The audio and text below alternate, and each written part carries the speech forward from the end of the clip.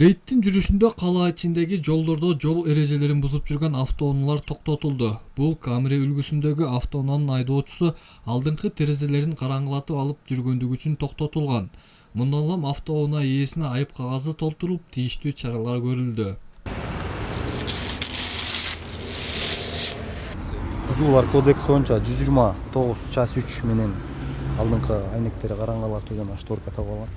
Ошонун өзүнө протокол түзүп атабыз. Кача сом өлчөмүндө? 5,5 айып болот.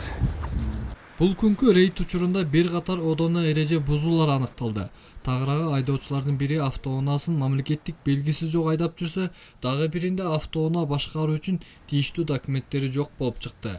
Мындан улам жол кыймылынын коопсуздугун көзөмөлдөө кызматкерлери тарабынан одоно мыйзам бузган айдоочуларга атайын айып кагаздары толтурулуп, автоунаалары атайын жайга токтотулду.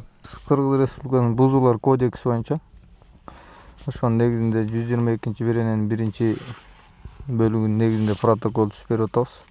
5 техпаспорт техникалык каттоо көлүгү жанында жок болгондугунун себебинде. Ошонун негизинде стоянкага коюп атабыз.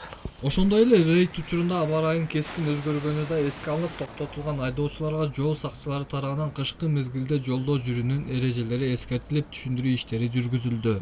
Ар бир одоно жол эрежесин бускан айдоочуларга терезесин караңгылатып айдаган тонировка деп коет. Андан сырткары мас спирт ичимдигин ичип алып айдаган айдоочуларга жана ошондой эле ылдамдыкты катуу башкарган айдоочуларга мыйзам чегинде протокол бузуулар боюнча протокол түзүп берип атабыз. Айдоочулар арасындагы мына ушундай мыйзам бузуулардан жана жол эрежелерин туура сактабагандыктан жыл башынан бери облус аймагында 163 авто кырсык катталып, анын кесепетинен 287 адам ар кандай жаракат алса, кырсыктын кесепетинен 39 адам мерт кеткен.